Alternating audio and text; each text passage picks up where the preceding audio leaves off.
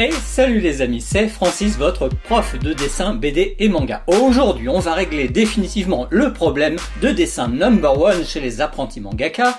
Comment, une fois qu'on a fini le premier personnage d'un dessin, comment faire des personnages autour, comme par exemple autour de ma petite héroïne Kathleen que vous avez pu voir dans cette vidéo et que je fais courir, fuir quelque chose dans une rue et qui du coup bouscule au passage quelques personnes autour, des gens normaux qui sont un peu choqués, un peu à se demander pourquoi elle court. Alors pour l'instant, je n'ai dessiné que de vagues postures de ces personnages, mais il va falloir les dessiner en vrai et c'est ce qu'on va voir maintenant.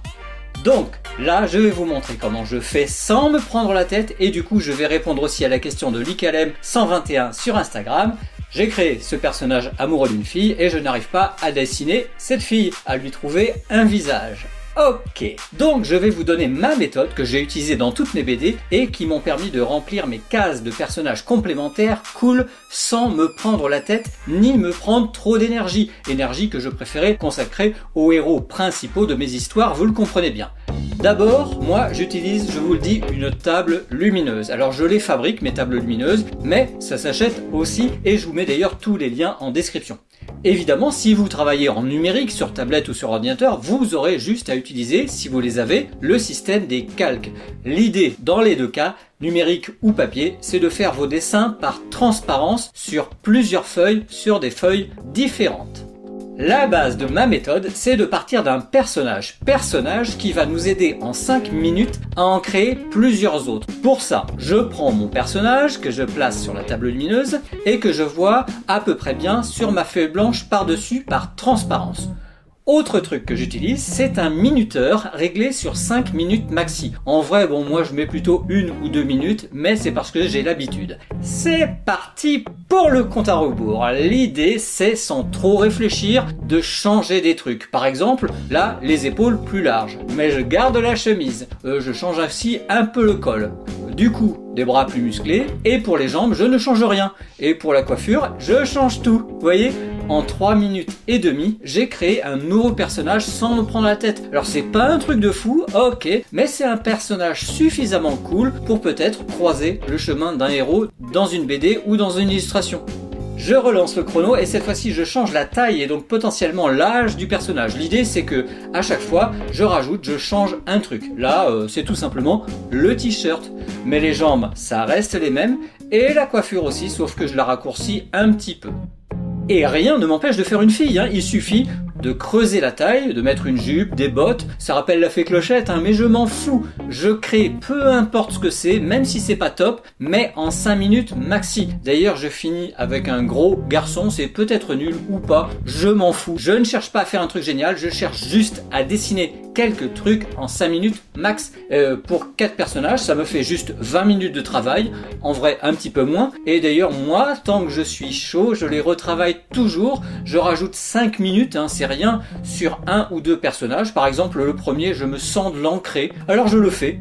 Il est cool et je ne change rien, ça fera au moins une version propre. Et si je refais une version à côté, une version améliorée du garçon au crayon, je tente les bras croisés. Je pique d'ailleurs au gros garçon à droite le short.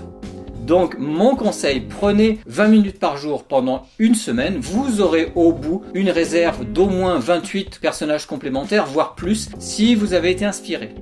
Et là, imaginons que vous fassiez une BD, avec comme héroïne une mère qui se fâche contre ses gosses. Vous avez tout donné, toute votre énergie sur le dessin de la mère, on le comprend. Et pour les personnages qui seront ensuite au fond, qu'on verra peut-être une fois ou deux, vous n'avez tout simplement qu'à piocher dans les dessins à gauche, dans la réserve de dessins à gauche. Et vous les refaites finalement assez facilement dans le manga. En fait, vous n'avez plus à les créer, mais juste à piocher parmi tous ceux que vous avez créés avant. Et c'est tellement agréable. Voyez comment ce garçon, je le dessine facilement.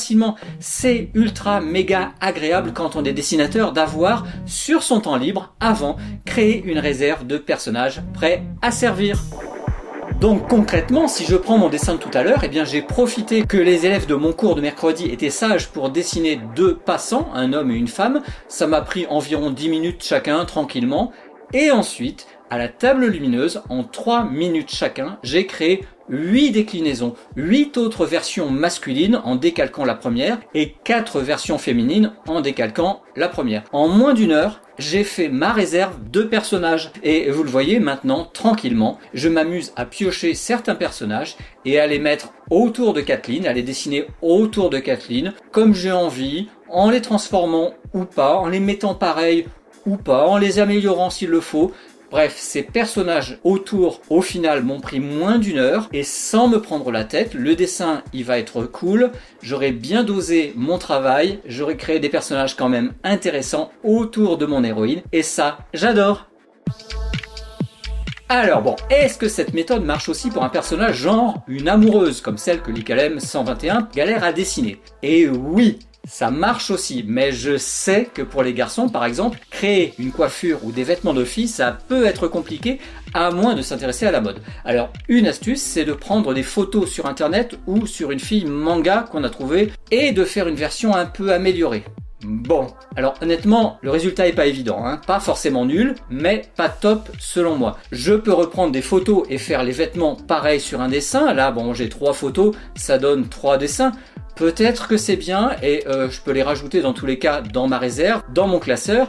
Mais quand même, en y réfléchissant tout en sirotant mon café, je me dis que pour créer une fiancée, une amoureuse qui soit cool à côté de mon personnage, donc c'est un personnage relativement important, et bien c'est pas forcément comme je viens de faire que ça va être cool. C'est pas encore assez ça, et je vais vous expliquer pourquoi. Alors bon, déjà le personnage de garçon timide créé par Likalem, je le redessine, hein, je le retravaille un petit peu à ma façon. C'est le même, hein, mais avec des proportions un peu plus maîtrisées.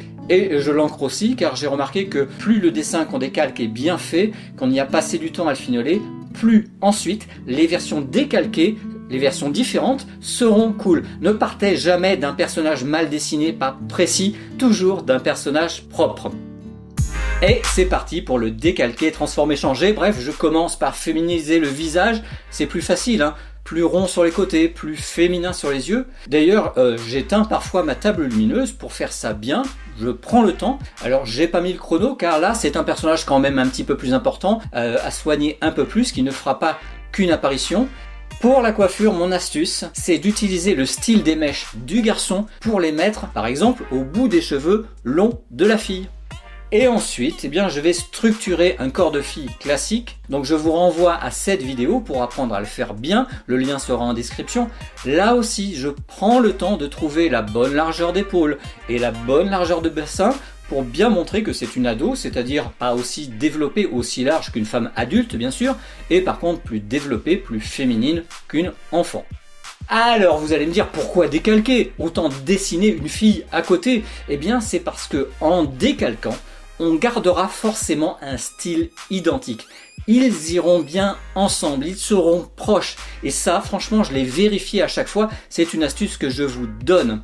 Et évidemment, bon, ce corps de fille, c'est le moment d'en faire plein d'autres, toujours avec la méthode du décalcage. Ce qui est important, c'est que même si vous n'y connaissez rien en mode de fille, c'est important, je vous le dis, de mettre quand même des détails de votre imagination au départ. Alors là, je mets t-shirt, short et bottines, ça peut suffire, moi non plus, j'y connais pas grand chose. Et d'ailleurs, j'en profite pour donner un petit peu de volume aux mèches de cheveux, c'est joli. Alors, je ne lâche rien, et comme peut-être 99% des garçons, je le reconnais, je n'ai pas d'autres idées de vêtements pour les filles. Là, du coup, je prends un modèle dans ma bibliothèque. Je reprends plus ou moins la même coiffure, mais avec la frange quand même dans le style du dessin précédent. Je copie, par contre, à 100% le vêtement du manga, mais c'est un vêtement hyper classique, hein, que l'artiste a lui aussi pris quelque part avant de le mettre dans son dessin. On est tous un petit peu des voleurs quelque part finalement. Sauf que ça me donne des détails sur la cravate, le col de chemise dont je n'aurais pas forcément eu l'idée tout seul.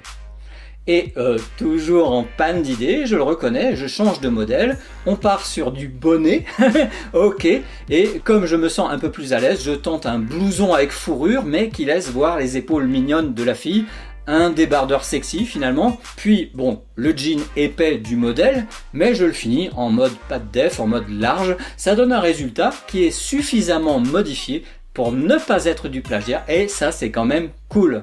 Et enfin, bon, ne me demandez pas pourquoi, je tente une salopette et aussi des mèches un peu poussées de côté. L'idée, bon, c'est de faire 4 coiffures différentes sans me prendre la tête du tout, hein. Vous l'avez bien compris. Et voilà, bah écoutez, j'ai 4 filles, 4 fiancées créées en décalquant à la base. Donc je vais maintenant les mettre tour à côté du garçon, voir si à l'œil, finalement, ces deux-là forment un joli couple. On peut mettre d'ailleurs une note sur chaque couple.